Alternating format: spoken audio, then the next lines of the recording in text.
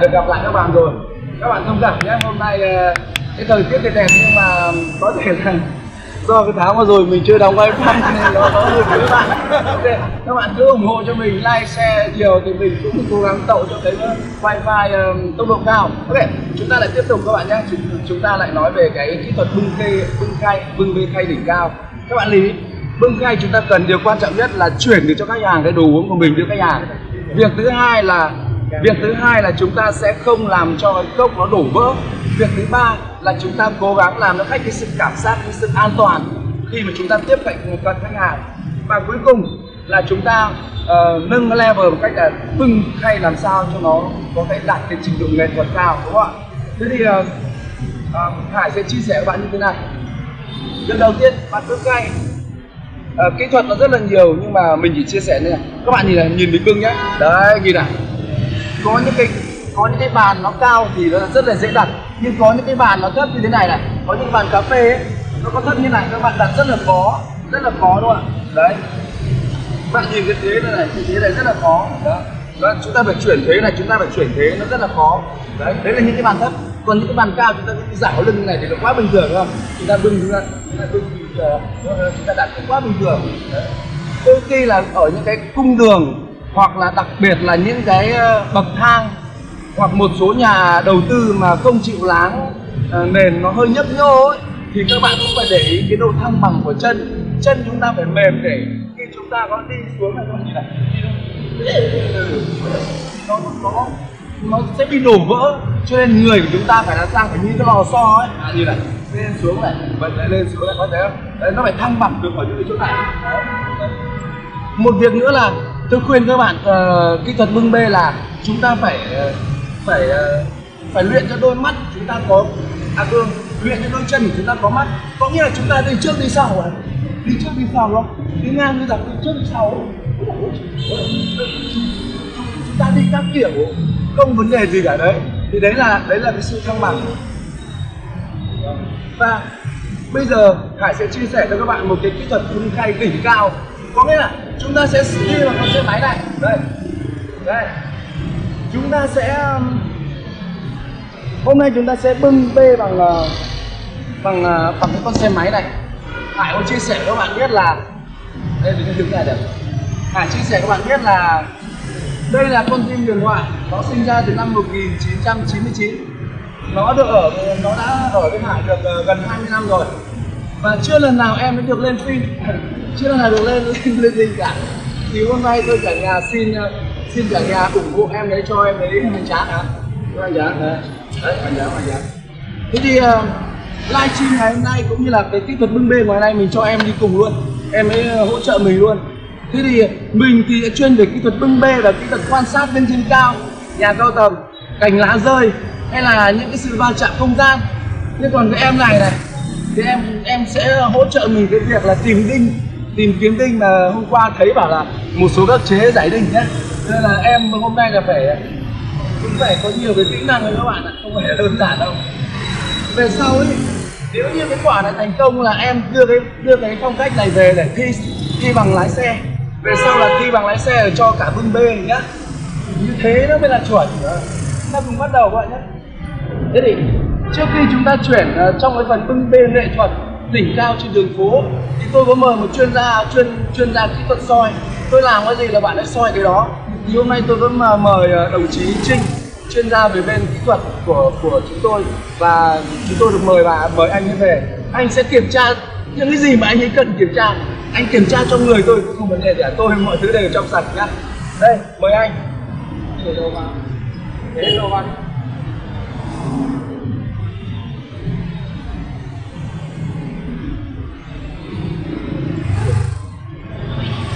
Không có gì nhá, đấy các bạn nhìn nữa là từ lau các bạn nhìn nhá, không có gì cả. Anh Trinh kiểm tra này, lau sạch. Ê trời ơi, xin lỗi các bạn chứ làm ẩu ấy thì đây người làm được, làm thật mới khoai mới khó lắm đấy các bạn ạ, đừng đùa. Mà ở Việt Nam mình là nó có cái văn hóa là văn hóa vỉa hè đường phố, đấy là văn hóa đặc trưng, Tây không có đâu. Tôi đi Pháp 2 năm nhưng không có đâu bạn nhá. Ở Việt Nam hay mọi cái giỏi của Việt Nam ở ngoài đường phố hết. Đấy, vỉa hè. Thế thì các bạn nhá, anh Trinh kiểm tra này, Kiểm tra đáy. Kiểm tra đáy không có gì nhá. Không có gì nhá. Không có băng dính. Không có băng dính hai mặt và không có keo 502 đâu. Rồi ạ. Làm gì mà phải khổ. Đây. Ok, không có cái gì cả. Không có 502, không có gì hết. Đây. Đấy được chưa? Đó. Nước thật, nhìn này, nước này.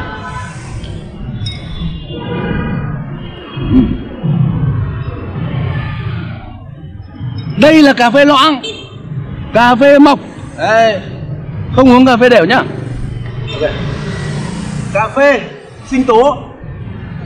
Chúng ta hôm nay có một cái bàn khách ship. Họ đặt gì nhỉ? Đặt cái gì? Họ đặt đồ uống ở tận mãi bên đại sứ quán Nhật ấy. Tí nữa chúng ta sẽ phục vụ cái nhóm đồ uống này sang tận bên đấy. Còn cái phần này là phần bưng trước để dạo đường. Tí nữa bưng thật tiếp. Đấy, ok. Đây là bưng trước. Đồ uống là ngon các bạn nhá. Đấy, đây chuyên gia pha này. Đây ông uống đây, thật không? Uống đi. Ôi giời, ngon không? Ngon đây, ông pha nói ngon đây. Các bạn nhá, chúng ta uống nhìn thật này. Rất ngon, rồi rất ngon. Ok. Đó. Bây giờ chúng ta sẽ lên đường, đi một vòng. Sẵn sàng chưa? Rồi, và bây giờ chúng ta cùng bắt đầu. Các bạn nhé, chúng ta sẽ đi đường Láng Hạ. Đi đường Láng Hạ xong chúng ta vòng đến Đê La Thành. Các bạn biết Đê La Thành rồi đúng không? Đó là một cái cung đường mà tất cả các bác tài xế, các bác xe ôm, các bác những người học lái xe ô tô hoặc là lái xe máy, nếu như ai mà đi qua, vượt qua thử thách ở cái cung đường đó là thành công. Đấy, cho nên là tôi cứ nhắm đến cung đường Đê La Thành là cực kỳ nguy hiểm. Chúng ta cùng bắt đầu các bạn nhé. Các bạn đi cùng tôi nhé. Các bạn like, share nhá, mời bạn bè đến nhá, mời bạn bè vào kênh để xem, vừa là chia sẻ nghề nghiệp, vừa là hỗ trợ, vừa là ủng hộ tôi. Ok, chúng ta cùng bắt đầu.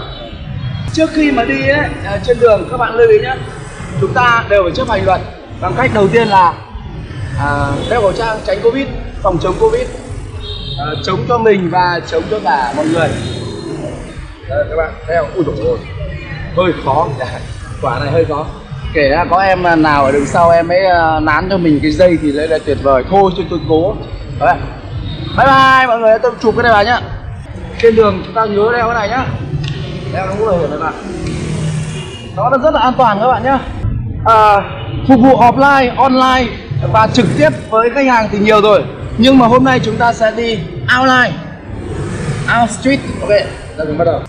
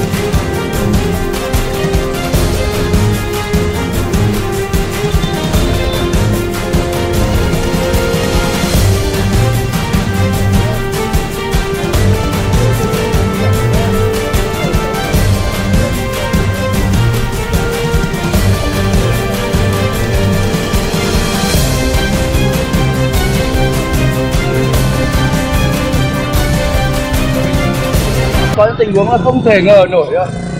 Đấy, thôi mình đi ra kia hạ cánh nhỉ. May thế là an toàn các bạn nhé. Chúng ta đi tiếp lại nữa. Mình đã hoàn thành cái kỹ thuật B đỉnh cao các bạn nhé. Đây là kỹ thuật B chỉ dành những người nào mà phải nói thực sự là có kinh nghiệm. Các bạn phải thực ra là như này, sau mấy cái cung đường thì mình chia sẻ với bạn về cái cảm xúc của mình khi mà vượt qua cái chướng ngại vật. Về cái việc đầu tiên mình phải nói thật các bạn, đó là không phải đơn giản B được như vậy đâu. Bởi vì cái quá trình tôi luyện của mình cũng đã hơn 20 năm rồi, 23, 24 năm rồi. Đây là một phần trong những cái nghề cho hàng ngàn cái kỹ năng nghề của những người làm ngành F&B như chúng mình. Từ cái việc kỹ năng cầm, kỹ năng bưng bê, kỹ năng đặt một cái ly đồ uống, kỹ năng cầm và cái ly đồ uống như thế nào. Trong tất cả hàng ngàn kỹ năng thì đây mình chỉ chia sẻ với bạn một kỹ năng thôi. Thế thì để mình nói cho các bạn về cái cảm xúc của mình khi mình vượt qua cái chặng đường. Cái việc đầu tiên là chúng ta cứ nhìn vào cái thành quả đó nhá. Đây, thành quả của chúng ta là một khay đồ uống vẫn còn nguyên vẹn. Còn nguyên vẹn. Các bạn nhìn nhá. Về cá nhân mắt chúng ta nhìn thì chúng ta sẽ nhìn bằng mắt đúng không ạ? Mực nước vẫn còn nguyên vẹn, vẫn là đầy đủ, mọi thứ đầy đủ. Cái thứ hai là ở cái khay của chúng ta không sóng sánh, khay rất là khô, các bạn nhìn này, rất là khô đúng không? Rất là khô, không có ướt một tí gì hết, mà ướt thì còn may thì nó không ướt. Khoảng cách trên đỉnh là 1 đến 2 cm là rất là chuẩn, đủ tiêu chuẩn để phục vụ. Ly này vẫn thế, mọi khay đồ uống vẫn còn đầy nguyên, đúng không? Đây là cái thành quả và kết quả cuối cùng đó, chúng ta đưa một ly khách hàng, một cái khay đồ uống cho khách hàng không bị đổ vỡ, an toàn và không có xảy ra những cái tình huống xấu trong quá trình di chuyển. Và sau đây thì Hải chia sẻ các bạn một số những cảm xúc khi mà Hải đã vượt qua cái hành trình đấy. Các bạn nhìn đây, đấy, cái hành trình trông như vậy thôi nhưng nó gian nan các bạn. Thì đầu tiên là cảm giác như thế này, là Hải nói thật là chưa một lần live stream trên cái con xe stream của mình. Cái thứ hai là trong một quá trình đi nó xảy ra những tình huống mà cũng giận người các bạn nhé. Cái đầu tiên là cái thị trường Việt Nam mình không có nhường đường ai cả. Đấy, chứ mình đã báo trước từ hôm qua rồi mà mọi người vẫn cứ lao và vẫn cứ ủn và không tránh đường. Đấy là cái cảm giác rất là sợ. Đúng không? Cái việc thứ hai là khi trên đường bạn phải quan sát, những người đi bên trái sang, bên phải sang, ở dưới lên. Thậm chí còn trên đường còn có cả anh cảnh sát giao thông đôi khi làm mình là thoát được tim, bởi vì một tay lái một tay vưng không thể gạt được cái xi nhan. Chắc là anh ấy thông cảm, hôm nay anh không bắt tí nữa quay lại cảm ơn anh ấy, tặng anh ấy con ly đồ uống. Cái việc nữa đó là trên đường đi nó còn một cái bác ấy chở một cái xe đầy toàn là biển cát tông, tí lên đổ vào người đấy, cũng phải né cũng phải tránh các bạn ạ. Rồi những anh xe ôm, những anh Grab cũng không nhường ai cả, nó rất là căng thẳng các bạn ạ. Ngoài ra thì cái cung đường ở Đê La Thành, đường Đê La Thành là một cái con đường mà họ làm ngành công nghiệp nhiều, đặc biệt là ngành công nghiệp đóng tủ, đóng chạn, làm mộc, cho nên là cái mặt đường có khá là gồ ghề mà không bằng phẳng đâu, cho nên khi chúng ta bưng bê là cũng rất là nguy hiểm. Một cái việc nữa cũng làm mình toát mồ hôi, đó là trên cái con dốc kia kìa, các bạn nhìn này, trên cái cầu kia nhá, có cũng rất nhiều đinh, mà cái đinh nó không to như mình đăng ký. Mình đăng ký đinh to bằng cái cổ tay này hoặc bằng bắp chân này, để mình dễ quan sát mới nhận biết. Đôi khi lại nhặt được miếng này về bán đồng nát ra tiền. Thế nhưng mà ở đây là tôi nhìn thấy những cái đinh rất nhỏ, rất sắc ở trên đường, trên cái dốc cầu kia, đó rất là nguy hiểm.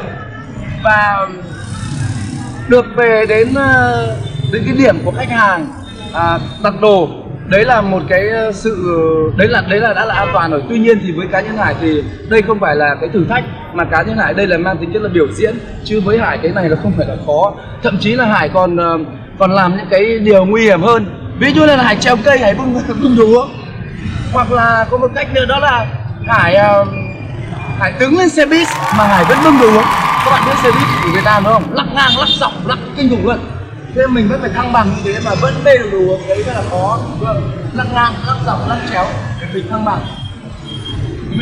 Mình còn có thể là bê những cái kỹ thuật khó hơn. Ví dụ bạn nhìn này,